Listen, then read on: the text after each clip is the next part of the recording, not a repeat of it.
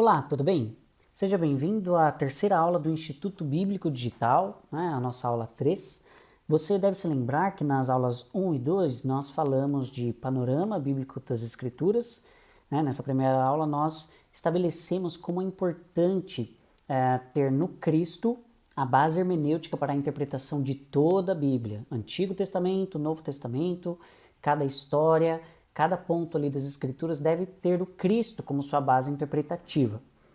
Na aula 2, nós já começamos a tratar um pouco sobre os bastidores da Bíblia, como ela foi escrita, quem a escreveu, quem a inspirou, quando foi escrita e diversos aspectos ali da bibliologia, Então hoje nós vamos continuar a tratar de bibliologia, a parte 2 da aula A História da Bíblia. E vamos começar então com o conteúdo da aula de hoje.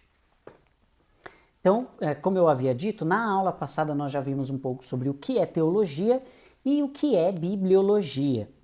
Bibliologia, como você lembra, é uma parte da teologia que estuda todos os aspectos aí que permeiam a formação da Bíblia, Os escritores, aí nós já tratamos dos materiais, instrumentos de escrita, a estrutura e composição da Bíblia, quem foram os autores e quem inspirou a Bíblia, quais foram as línguas originais.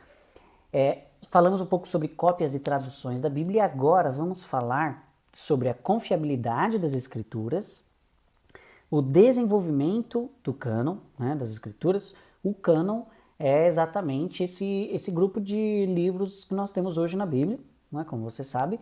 Então, como se formou, como justamente esses livros, esses escritos foram parar na nossa Bíblia, tanto no Antigo Testamento como no Novo Testamento. Tudo bem? Vamos falar um pouco aí sobre os livros apócrifos e também sobre a preservação desses manuscritos, como a Bíblia chegou até nós. Tudo bem? Então vamos lá. Então vamos começar falando da confiabilidade das Escrituras. Nós dizemos que a confiabilidade das Escrituras está relacionada à integridade dos fatos que estão registrados na Bíblia, como também a inerrância e a infalibilidade das Escrituras. Então nós cremos que a Bíblia é inerrante, infalível e íntegra no registro dos fatos, tudo bem? E isso tratando, claro, como um livro, A Bíblia sendo tratada como um livro. E quando nós ainda partimos da perspectiva de que a Bíblia é um livro de fé, também nós dizemos que a Bíblia é confiável porque ela contém o Evangelho. Então a Bíblia é poder também. A palavra de Deus tem poder. Ela tem poder para transformar o ser humano. Tudo bem? Então a Bíblia é confiável. E aí, a partir disso, como nós podemos afirmar que a Bíblia é confiável? Então vamos ver. A primeira coisa que nós devemos parar para olhar é a historicidade. A Bíblia é estudada não só por teólogos ou do ponto de vista conceitual, ou também ela não é só estudada por pastores ou pelos cristãos em geral. Ela é estudada também pelos dois ramos da história, a arqueologia e a historiografia, tudo bem? Então,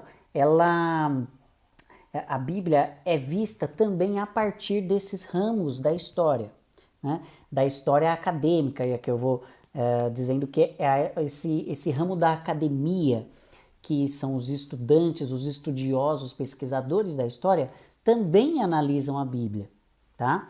E a arqueologia bíblica é um dos maiores patrimônios para nós, os cristãos, e para todos aqueles que creem na Bíblia como regra de fé, porque ela corrobora, veja bem, a arqueologia, assim como nós vamos ver um pouco mais para frente nessa aula mesmo, assim como outras ciências, não comprova a Bíblia, tá? Ela corrobora a Bíblia. Qual é a diferença entre comprovar e corroborar? Comprovar seria assim, agora os arqueólogos descobriram a cruz onde Cristo foi crucificado. Ali, eles, numa escavação, encontraram as duas madeiras e, pelos estudos, descobriram que Jesus foi crucificado ali. Agora eu acredito que a crucificação realmente aconteceu. Não. A arqueologia não comprova, ela não tem como comprovar. Por quê? A Bíblia é um livro de fé. A Bíblia é um livro de fé, ela não é um livro de ciência ou um livro unicamente de história. Ela contém história, mas por ser um livro de fé, aquele que crê nas Escrituras o faz, aliás, crê por fé, tudo bem? E não por comprovação científica ou histórica. Isso não significa, porém, que a arqueologia não possa contribuir para o conhecimento e valorização das escrituras isso também não significa que a arqueologia não seja importante. É muito importante, tá? Mas a arqueologia, então, tem o poder de corroborar as escrituras. Isto é, as escrituras estão dizendo aqui que o povo de Israel saiu do Egito, era cativo, era escravos, eram servos do Egito e foram libertos. A arqueologia pode corroborar, pode encontrar evidências desses acontecimentos retratados na Bíblia.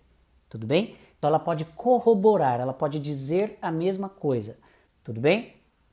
Então, então a arqueologia e a historiografia são muito importantes para tratar da confiabilidade das escrituras. Você consegue perceber que não se trata de um livro de fantasia escrito da cabeça de alguém que estava inspirado. Não, é um livro real e um livro com autenticidade histórica. Tá? Inclusive os personagens, nós dizemos aqui que os personagens como Abraão, Moisés, Davi e o próprio Jesus são confirmados pela história universal. Tá? A história, a própria academia, né, no ramo da história, a ciência, a história, né, que é a ciência organizada, que tem técnicas e tem método, aplica o método histórico, o método científico histórico para investigar os fatos, corrobora a existência de todos esses personagens da Bíblia, tudo bem? E então é muito importante esses estudos para que nós saibamos que a Bíblia é um livro confiável, tá? E saibamos também que a Bíblia é um patrimônio universal, tudo bem? É importante lembrar também que a Bíblia é um livro de fé, portanto é um livro de uma riqueza espiritual que nós nem sabemos definir o limite dessa riqueza, porque a Bíblia ela tem inúmeras lições e o Espírito Santo, quando fala conosco por meio da Bíblia, ele pode tirar lições ali sem parar, uma lição diferente para cada dia da vida de um homem, né? De um ser humano. Porém, além disso, a Bíblia é também uma riqueza cultural da humanidade, é um patrimônio literário. Tudo bem? Então, não é um livro só importante por questões de fé, mas é um livro muito importante por questões literárias também. É um patrimônio da humanidade. É um dos livros mais antigos do mundo. Tudo bem? Então vamos continuar aqui, ainda falando da arqueologia. Então, quais são os aspectos da Bíblia que a arqueologia tem condições de verificar a autenticidade? Então, vemos a autenticidade autoral, a data em que determinado livro foi escrito, é possível determinar ali a data aproximada de escrita de um livro, às vezes a data exata. Para quem esse livro da Bíblia foi escrito também, a arqueologia nos ajuda a descobrir isso. Também é possível verificar quais foram os contextos sociopolíticos, geográficos, culturais nos quais as escrituras foram escritas. Bem, tudo isso a arqueologia pode enriquecer esses conhecimentos bíblicos. Agora, é importante nós destacarmos que, eu já falei isso antes a respeito da arqueologia, agora vamos expandir para a ciência como um todo, né? Um erudito da história, da arqueologia ou mesmo da ciência, não tem como comprovar por meio de métodos científicos a veracidade e a idoneidade espiritual das escrituras. Não tem como dizer que por meio da ciência e por meio do método científico que Jesus veio para salvar a humanidade, libertar a humanidade dos seus pecados.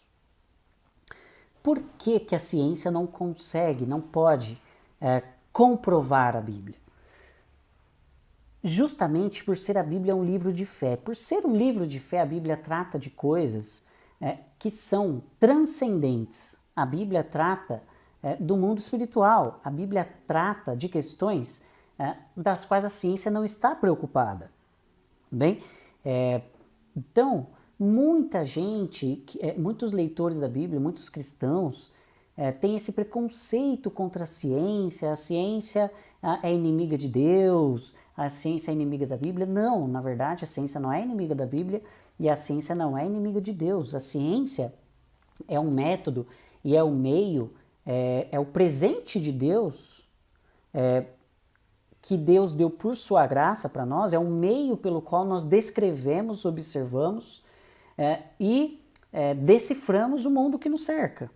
Bem, a ciência é o método pelo qual nós interagimos com aquilo que nós vemos, com aquilo que existe de palpável. Bem? Só que a ciência não consegue passar para o transcendente. Ela lida com matéria, ela lida com o universo criado. Bem? Ela não lida com espíritos, com o mundo espiritual e o mundo espiritual, como é apresentado nas Escrituras, é um mundo maior, mais profundo, é um mundo que existe antes do universo e existirá depois que o universo acabar. Então, a ciência ela tem a sua limitação. A ciência não consegue avançar para assuntos espirituais, mas não significa que a ciência seja inimiga da Bíblia. A única coisa é que o método científico não consegue analisar como se fosse num laboratório aquilo do que a Bíblia trata. A Bíblia trata. A Bíblia trata da vida eterna, a Bíblia trata de Deus, a Bíblia trata da alma, a Bíblia trata do Espírito de Deus, do Espírito do homem, a Bíblia trata dos anjos, dos demônios, a Bíblia trata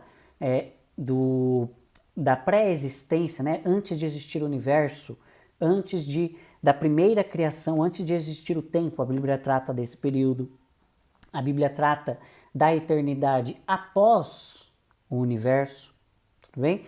Então, são questões das quais a ciência não tem, por meio do método científico, ferramentas para analisar, tudo bem?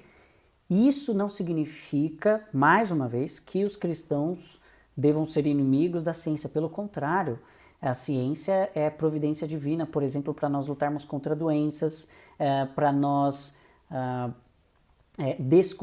descobrirmos maneiras mais funcionais de estabelecer a justiça do reino de Deus na Terra. Então, a ciência é muito importante, tá? Vou dar um exemplo aqui. Essa aula que está sendo dada, você está assistindo ela pelo YouTube ou por alguma outra plataforma, porque o método científico nos possibilitou chegarmos até aqui, tudo bem? Nas tecnologias. Né? Então, a ciência trata das coisas da Terra, pura e simplesmente. Então, uma vez que a ciência não pode comprovar a existência de Deus, nem endossar a idoneidade espiritual das Escrituras, como nós podemos ter endossado essa idoneidade espiritual das Escrituras? Como nós podemos descobrir que a Escritura é realmente a palavra de Deus? Isso só é possível pelo poder do Espírito Santo, tá? A Bíblia diz que o crer vem pelo ouvir e o ouvir pela palavra do Cristo.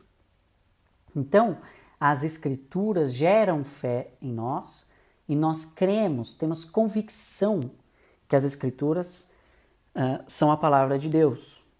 Tá? E é esse testemunho de Deus em nós que pode comprovar para nós que a Bíblia é a palavra de Deus. Tá? Isso é muito importante. Por quê? Porque se nós não entendermos isso, a gente pode acabar caindo naquele engano de tentar tentar provar a existência de Deus por meio da ciência ou até por meio da filosofia. Provar a existência de Deus por meio do método científico. Não vai ser possível, porque Deus não cabe num laboratório ou não cabe numa proposição filosófica. Tudo bem? Deus é Deus. Então, precisamos ter isso bem claro, esses conceitos bem claros na nossa mente, tá? Vamos continuar então. Então, o que as Escrituras dizem a respeito de si próprias, né? O que a Bíblia diz sobre a Bíblia, né? Então, nós sabemos que o Antigo Testamento, ele traz vários textos que dizem a seguinte palavra: e disse Deus, tal, tal, tal, tal, tal, tal, tal, tal, tal. É uma palavra que Deus disse. Uma vez que é uma palavra que Deus disse, aquilo está chancelado por Deus. E a veracidade, a confiabilidade está chancelada pelo próprio Deus, porque foi Deus quem disse. Tá? Depois, no Novo Testamento, o Novo Testamento vai confirmar o Antigo Testamento. Tudo bem? Então, tudo que o Antigo Testamento disse é corroborado pelo Novo Testamento. Então, vamos ver como isso se desenvolve.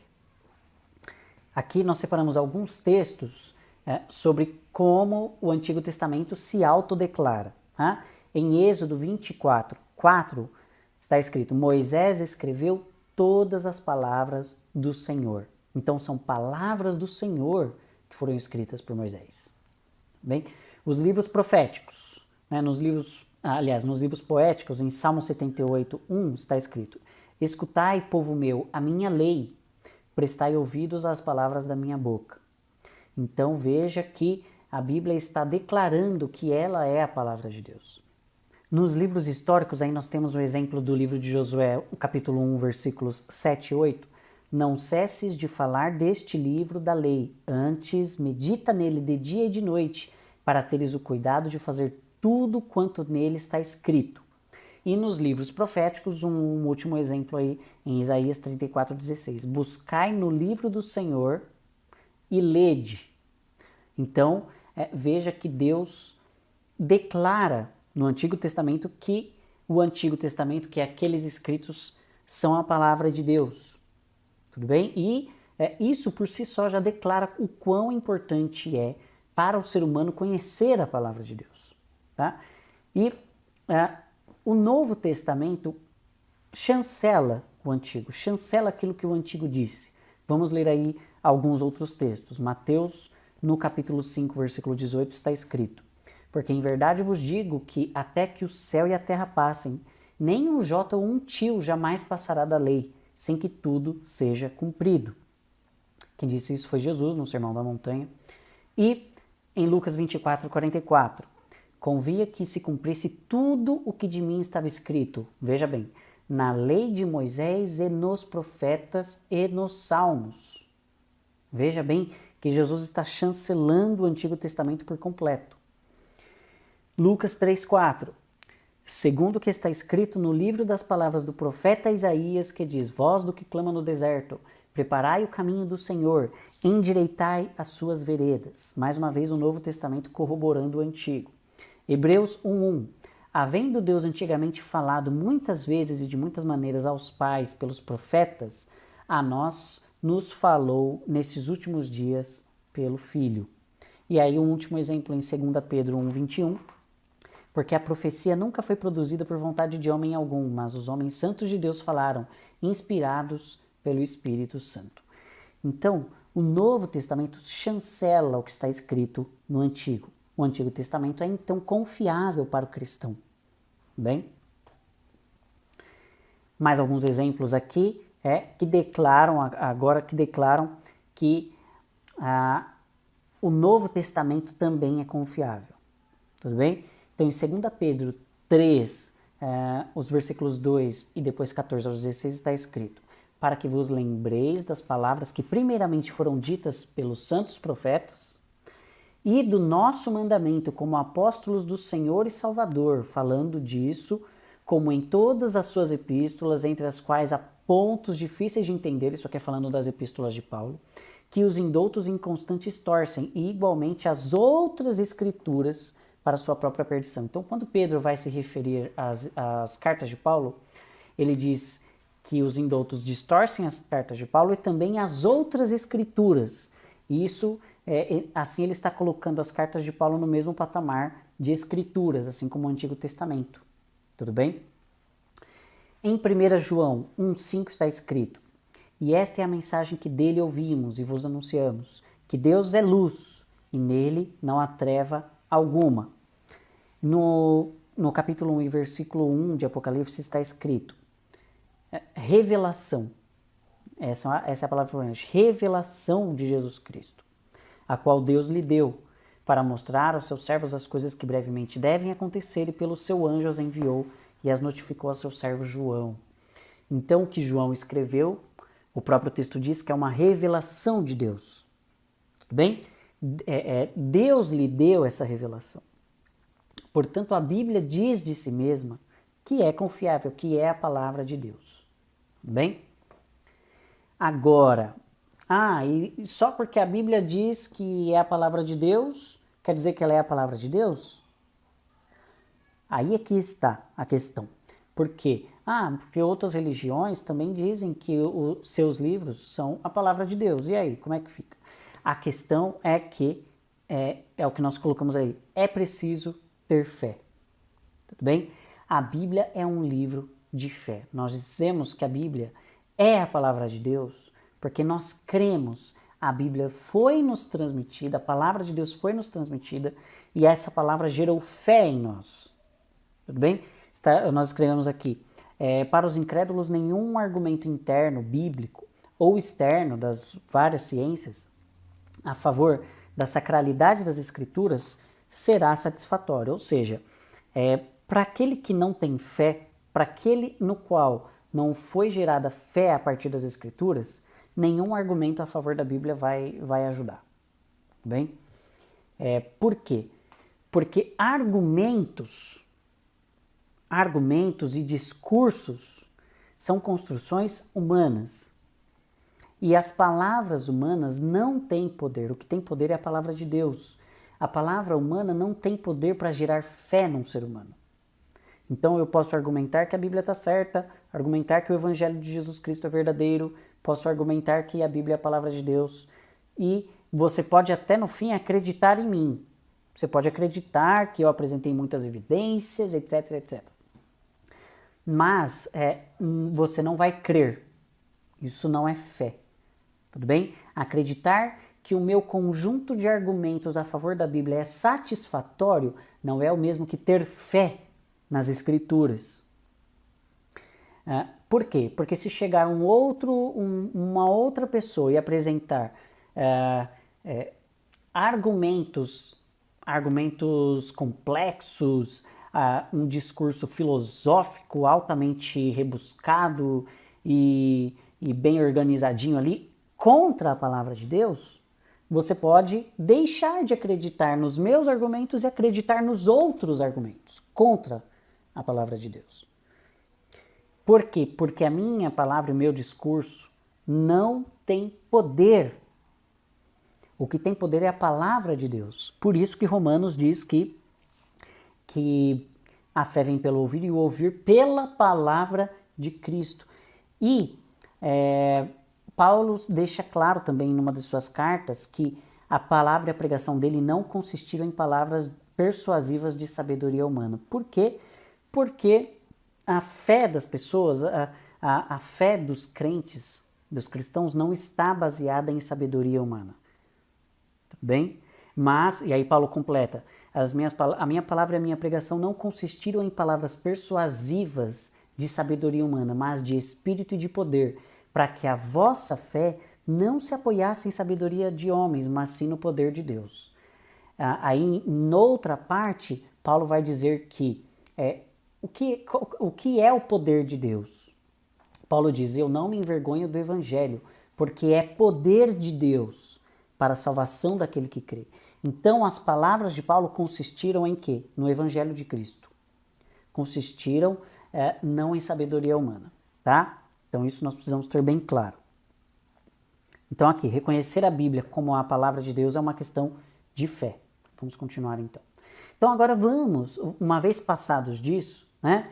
É preciso, vou salientar mais uma vez, é preciso ter muito claro isso, tudo bem? Existe, inclusive, um ramo da apologética que é muito popular, que é essa briga de tentar provar por meios e argumentos filosóficos que a Bíblia é a melhor opção, a Bíblia está certa, a Bíblia está correta. E é legal conhecer como a filosofia ou a ciência pode corroborar as escrituras, mas isso não gerará fé no ser humano. O que gera fé no ser humano é a palavra de Deus. Agora vamos passar para o tema do cânon, como se desenvolveu o cânon, esse conjunto de livros fechadinho que nós temos hoje. A palavra cânon significa, é uma palavra grega, né, que significa régua, né? É um sentido de padrão, de regra, né, de medida correta. Então, o cânon bíblico é esse grupo de livros que foram identificados pela igreja primitiva como aqueles livros que foram inspirados por Deus. São livros que a igreja reconheceu como a palavra de Deus e isso passou-se adiante, chegou até nós, tá? Então, a Bíblia é um livro coerente, está escrito aí no slide, mas não homogêneo. O agrupamento e reconhecimento dos livros que compõem foi um processo longo. Inclusive, se levarmos em conta o tempo em que a Bíblia foi escrita, foram aí 1.600 anos ou mais, né? Então foi um longo período de formação do cânon. E nessa formação, nessa história da formação do cânon, a Bíblia em si, a Bíblia tinha tudo para dar errado, né? Por quê? Porque ela foi composta por vários livros, esses livros eram diferentes, escritos por autores diferentes, em épocas diferentes, com instrumentos e materiais diferentes, bem? E ela sempre foi escrita, como está escrito aí, num contexto de Israel, não necessariamente na geografia de Israel, mas sim num contexto de Israel. Com exceção aí de Daniel e Ezequiel, que foram escritos no exílio da Babilônia. Mas então tudo isso eram fatores que deveriam dificultar a Bíblia de chegar até nós, mas o Espírito Santo foi ordeiro e cuidou para que a Bíblia chegasse até nós, apesar de todos os fatores que dificultassem isso, tá? Então, como está escrito aí, as epístolas paulinas foram escritas durante as viagens missionárias. Então, imagina que eram cartas escritas durante viagens. Isso tinha tudo para se perder, para não chegar até nós. Bem? E quando Paulo escreveu, Paulo não escreveu suas cartas para nós, ele escreveu para as igrejas às quais aquelas cartas eram endereçadas. E o Espírito Santo cuidou para que esse conteúdo chegasse até nós. Deixa eu colocar aqui o carregador. O Espírito Santo cuidou para que isso chegasse até nós. E então a inspiração divina, que é o critério principal, né, para a formação do cânon, foi o que guiou os pais da igreja no estabelecimento e na escolha desses livros que nós temos. A inspiração divina e esse processo da igreja reconhecendo o poder dessas palavras nos cristãos, nos irmãos, é que foram os critérios, os principais critérios para a escolha desses livros para o cânon. Bem? Então, lembrando que na época em que os pais da igreja estabeleceram o cânon do Novo Testamento, aquele do Antigo Testamento já tinha sido formado, já foi formado pelos próprios judeus, inclusive reconhecido por Jesus. Tudo bem? Então, na época de Jesus, o Antigo Testamento, conforme ele está, conforme nós o conhecemos, já foi chancelado, né? O próprio Cristo já o endossou. O Antigo Testamento, o que para os judeus é a Bíblia, né? Eles não têm o Novo Testamento, então para eles é a Bíblia hebraica. Ele é mais ou menos ali, ele é igual ao nosso no conteúdo, mas ele é organizado de maneira diferente do nosso. Nós já falamos isso na aula 1, mas vamos tocar um pouco nesse assunto nessa aula também. Então, veja bem, nós já apresentamos isso desde os tempos de Moisés. Os livros do Antigo Testamento já eram reconhecidos como inspirados, desde dos próprios escritos de Moisés. Aquilo já era tido como escritura vinda de Deus, tá? Os sacerdotes e reis foram orientados a preservar esses escritos, bem? E assim foi feito, e aí tem os textos bíblicos se você quiser consultar. E no período pós-exílio babilônico, você vai lembrar que, só para você se situar aqui, então o reino de Israel era formado por 12 tribos, né? Então o reino de Israel se dividiu, né? Após a morte de Salomão, o reino de Israel se dividiu. Então, as 10 tribos que estavam no norte, formaram o que a Bíblia, o que os textos vão chamar de reino de Israel. E as 2 tribos que ficaram no sul é o que a Bíblia vai chamar de reino de Judá, o reino do sul. Tá? Então, o reino do sul, essas 2 tribos é que foram para a Babilônia, no exílio babilônico, de Nabucodonosor.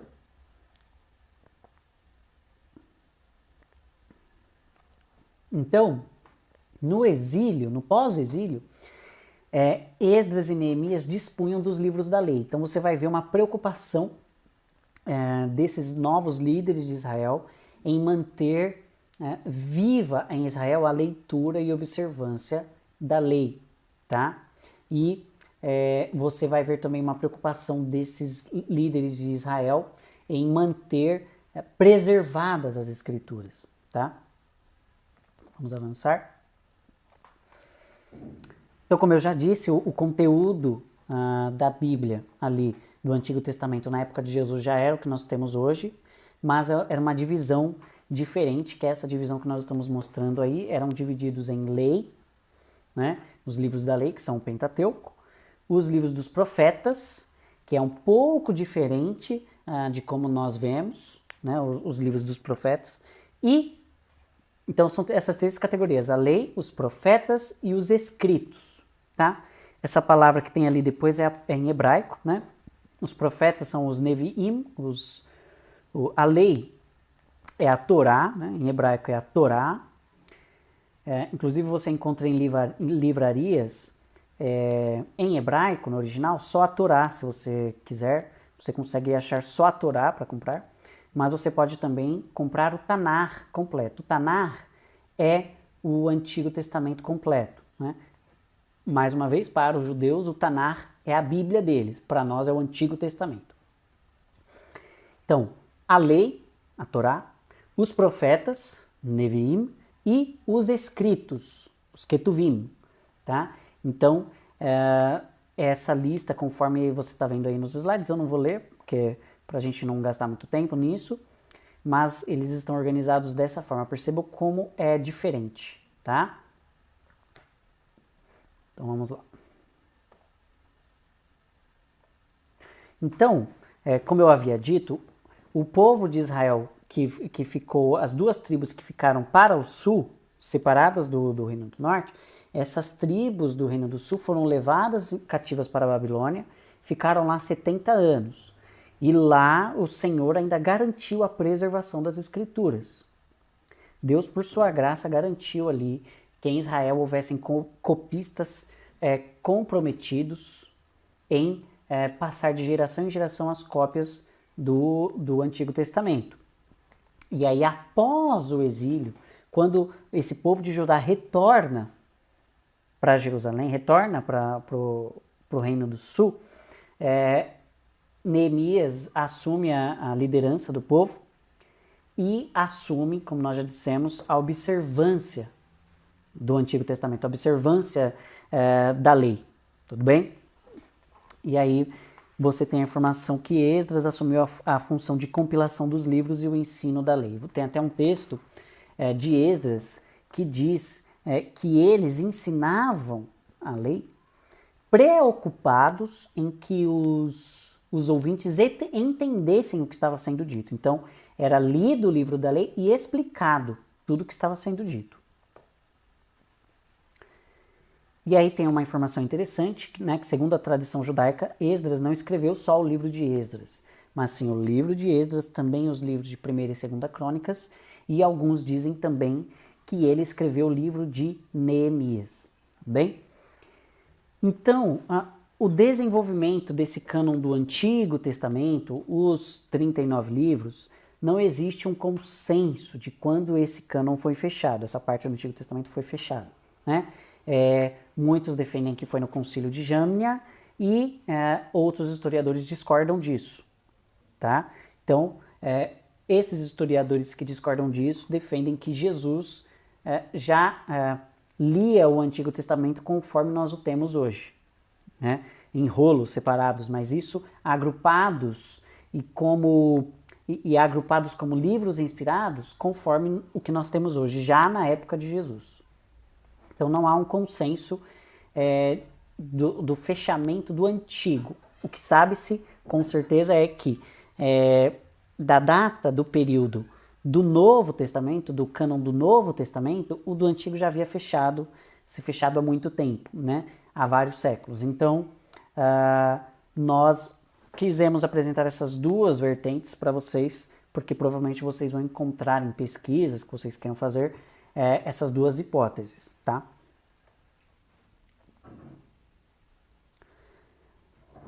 Então, existe essa grande variação aí, essa grande possibilidade, né? Esse arco de mais ou menos 500 anos aí de possibilidade de fechamento do cânon do Antigo Testamento. Então, vamos passar aí para o Novo Testamento. Então, o Novo Testamento, como ele foi fechado? Nós sabemos que na época ali da igreja primitiva, no primeiro século, esses livros do Novo Testamento já circulavam. Claro que João foi o último a escrever, né? O livro mais recentemente escrito, vamos dizer assim, foi o livro de Apocalipse, foi escrito por volta do ano 100, e também algumas cartas, mas nesse primeiro século já circulava ali todos esses escritos, tudo bem? Os textos do Novo Testamento, mas eles ainda não haviam sido fechados num cânon, né? Numa coleção única e fixa de livros, tá? E isso vai acontecer lá para o século IV. Então, por que o cânon do Novo Testamento foi formado, né? Uma vez que eles trabalhavam as escrituras do Antigo Testamento na igreja primitiva e trabalhavam esses escritos dos apóstolos, né? Aqueles apóstolos que tiveram uma convivência com Jesus, uma convivência pessoal com Jesus, esses textos já eram trabalhados. Por que eles pensaram em formar uma coleção fixa que hoje é o Novo Testamento? Justamente para combater as múltiplas heresias que surgiram na igreja primitiva, ameaçando a fé, tá? Ameaçando a integridade da igreja, né? Em conformidade com as palavras de Jesus. Então, quais eram essas heresias? Quais eram esses ensinos errados, né? Que estavam ali se multiplicando nos primeiros séculos, que culminaram na formação do cânon? Nós vamos citar só algumas aqui, existiram muitas, mas vamos citar aqui algumas que são documentadas. Por exemplo, o marcionismo, né? Foi uma seita criada por Marcion, né? Ali entre o primeiro e o segundo século. E um dos enganos que ele propagou, né? Não sem o combate dos nossos irmãos, mas ele tentou difundir essa heresia de que o Deus do Antigo Testamento era inferior ao Deus do Novo. Então existia essa ideia. Você vai perceber, nós vamos citar aqui algumas heresias, você vai perceber talvez a semelhança com alguma coisa que você ainda ouça hoje, tá? Então, desde o primeiro século, desde o primeiro dia em que os apóstolos começaram a pregar, as heresias também já surgiram, porque a mentira e o engano são a obra de Satanás. Ele está lutando contra a igreja desde o surgimento da igreja. Então, você tem diversas heresias sendo propagadas desde o início da igreja. E, bom, então o Marcion ele só considerava 10 das epístolas paulinas, não considerava as 13 que estão aí no cânon hoje, né? Outra heresia é o montanismo, criada por Montano já no segundo século, e ele se dizia portador de uma nova revelação. Veja como isso não é tão incomum, tá? Um ser humano chegar dizendo que tem uma nova revelação. Mas lembre-se, a revelação já foi dada. Ela começa em Gênesis e acaba em Apocalipse. Não há uma nova revelação. O que há hoje são iluminações que os nossos irmãos recebem para ensinar as escrituras, já escritas, já fechadas, tá? Mas não há novas revelações, novos escritos inspirados por Deus, nada disso. Então, outra coisa que o montanismo pregava, ele datava, ele colocava uma data para a volta de Cristo. Isso também a gente vê hoje em dia algumas seitas fazendo, né? Colocando uma data para Jesus voltar. E nós sabemos, conforme as palavras do próprio Cristo, que não há uma data estabelecida para Jesus voltar. Aliás, há uma data estabelecida, mas é conhecida somente pelo Pai. Nós não sabemos quando Jesus vai voltar e não tem como a gente estabelecer, provavelmente vai ser ali pelo século tanto, década tanto. Não, não tem como.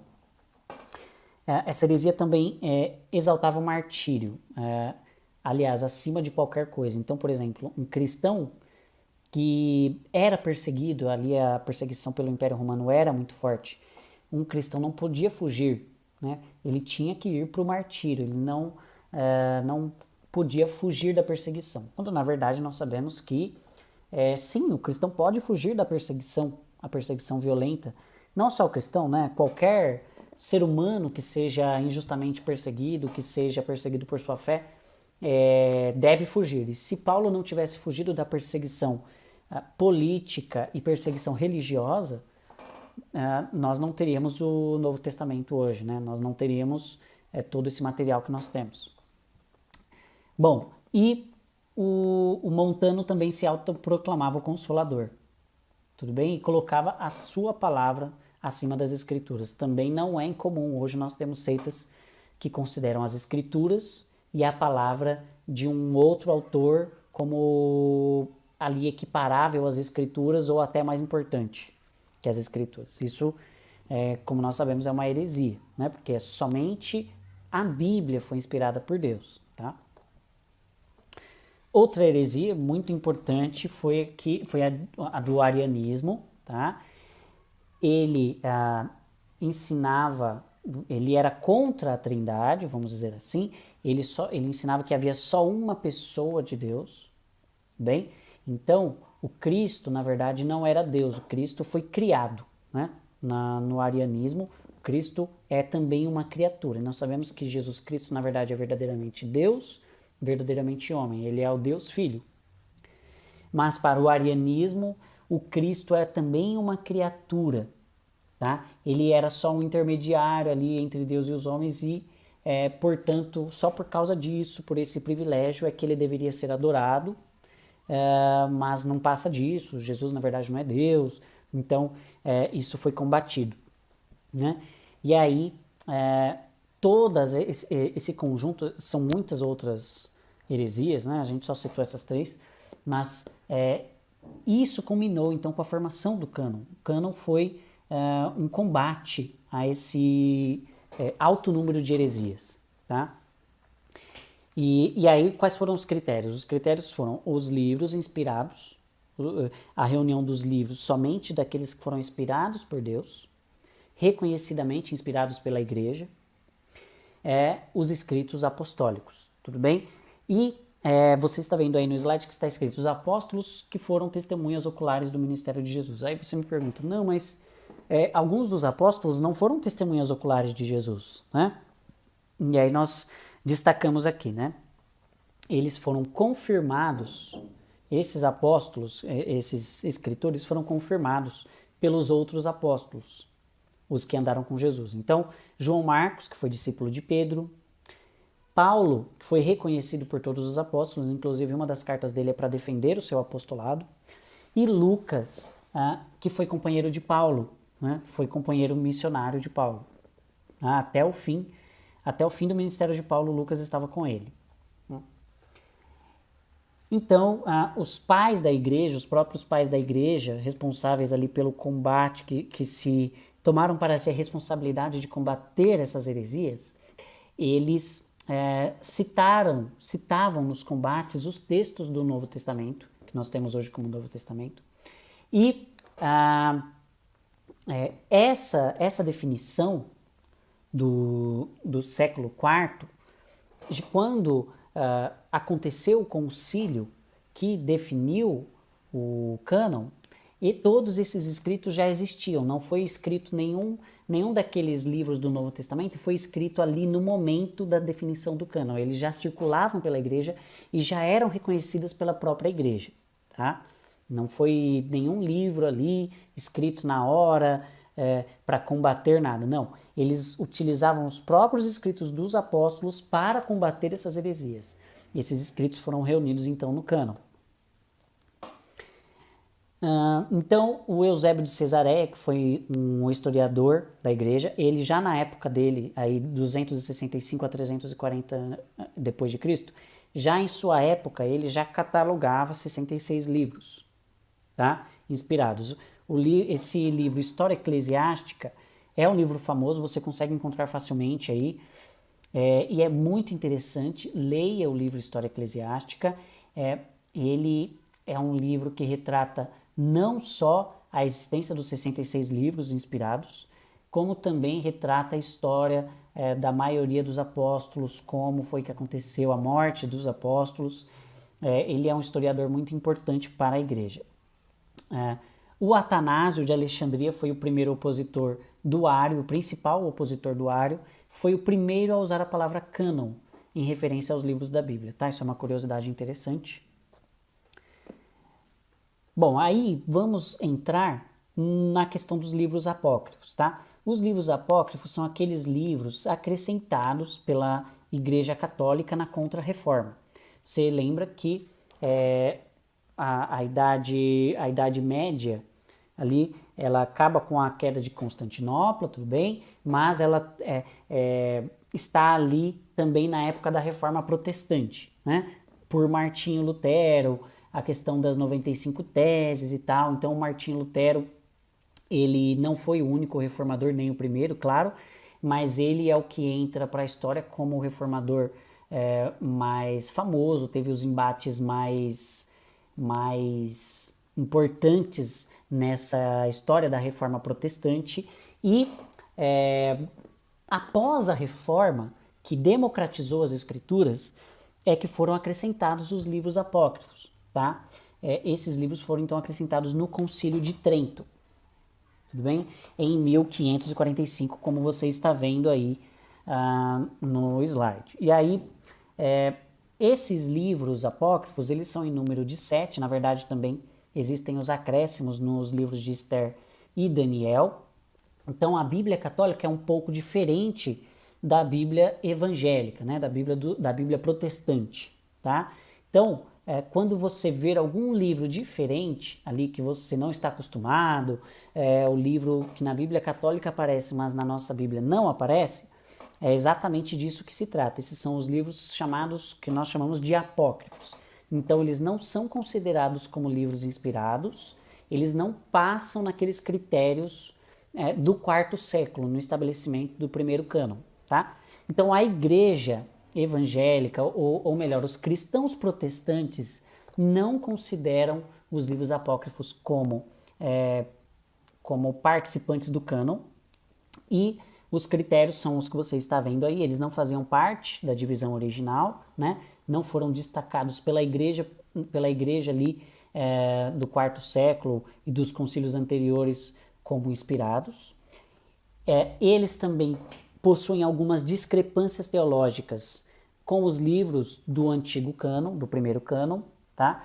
Então, eles não trazem essa lógica, essa mesma lógica que nós falamos na primeira aula, tendo o Cristo como chave hermenêutica para sua interpretação. Então, como eles não têm essa centralidade do Cristo como pessoa única, suficiente e central na redenção e na história da redenção, eles não foram contados no primeiro cânon. Então, eles não são considerados por nós como livros inspirados, tá? E aí, uma frase do James A. Brooks, né? Veja, os livros que finalmente foram aceitos como canônicos foram os que haviam provado ter valor espiritual na vida da igreja por um período de vários séculos.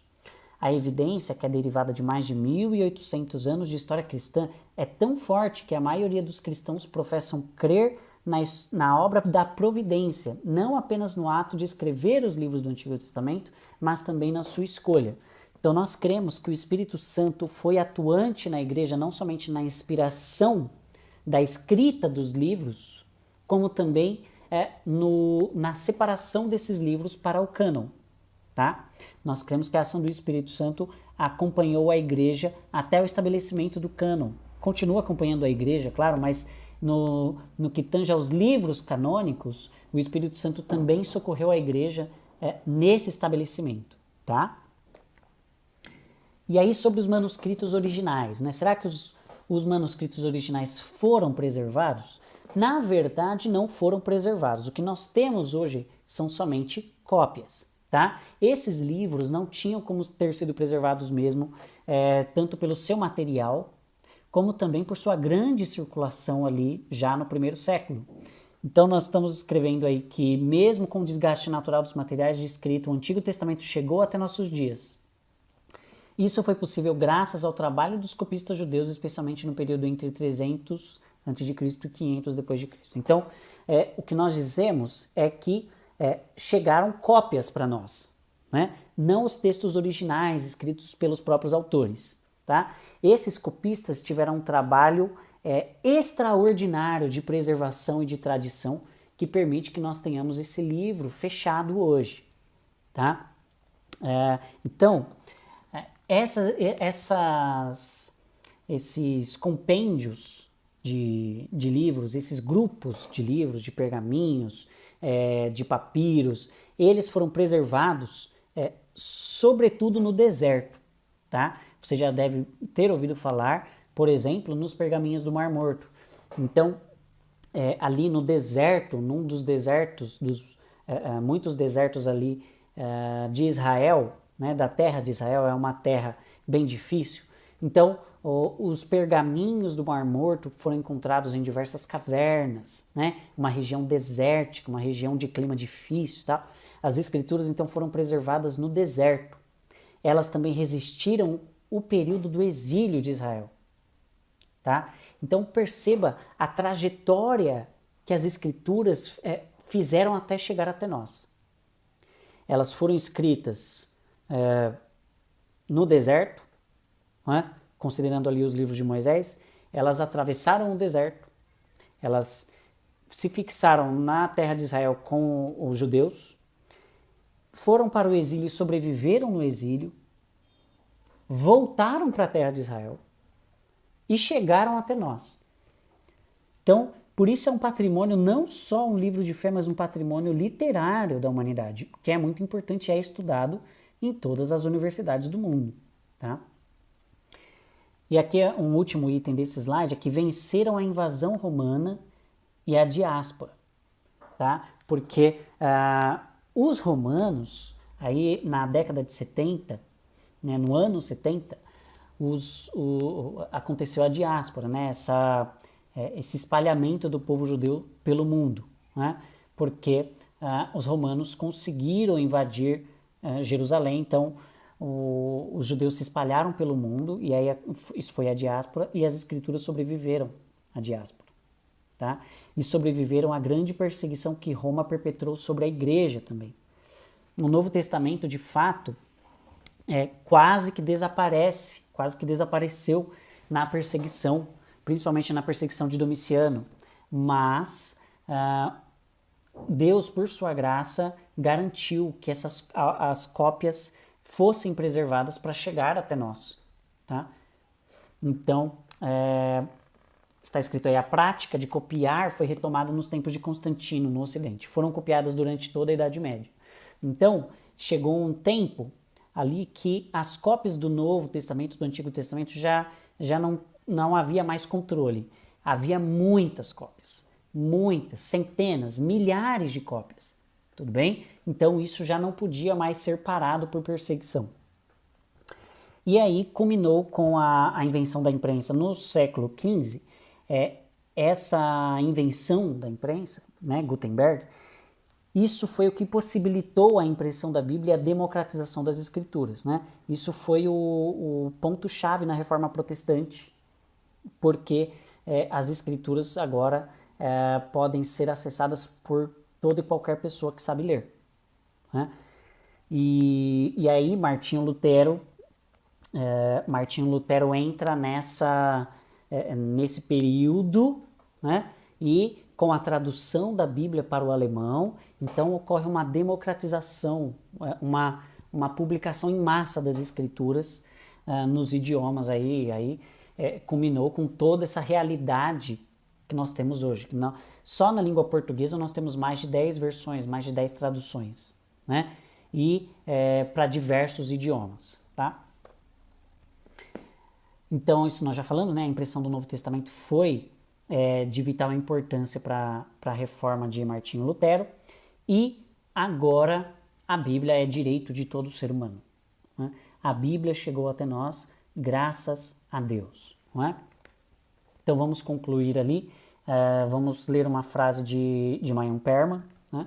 A Bíblia é inerrante e infalível, leva luz às nações, possui poder para guiar os homens a Deus e transforma-lhes o caráter. É um dos livros mais antigos do mundo e, ao mesmo tempo, o mais moderno. Enquanto os homens tiverem fome, desejarão o pão para o corpo, e enquanto anelarem por Deus e pelas coisas eternas, desejarão a Bíblia. Então, hoje, a Bíblia não pode mais ser parada. Ela é o livro mais lido, mais vendido do mundo, e a Bíblia está em todos os continentes. Tudo bem? Ainda há 6.000 idiomas e dialetos nos quais a Bíblia não foi traduzida, mas a Bíblia já está em todo o mundo, tá? E é obra da igreja também fazer com que a Bíblia invada todos os territórios ainda não alcançados. Bem, é responsabilidade minha, responsabilidade sua, tá? E então, graças a Deus pela Bíblia, graças a Deus pelas Escrituras. É um livro de fé, é um livro não de palavras e histórias vazias, mas é um livro que tem poder para transformar a humanidade. Bem? Então essa foi a segunda aula sobre bibliologia. Vamos dizer que essa foi a segunda aula sobre a Bíblia, e a partir da semana que vem nós começaremos com aulas mais voltadas para o conteúdo bíblico mesmo, conceitos bíblicos e teológicos, muito importantes e caros à Igreja do Senhor. Então eu espero você para a próxima aula, e não deixe de compartilhar esse conteúdo, não deixe de revisar esse conteúdo se você precisar. Se você tiver alguma dúvida, mande para nós, bem? E eu gostei de ter a sua companhia nessa aula e espero você na próxima, tá bom? Até mais!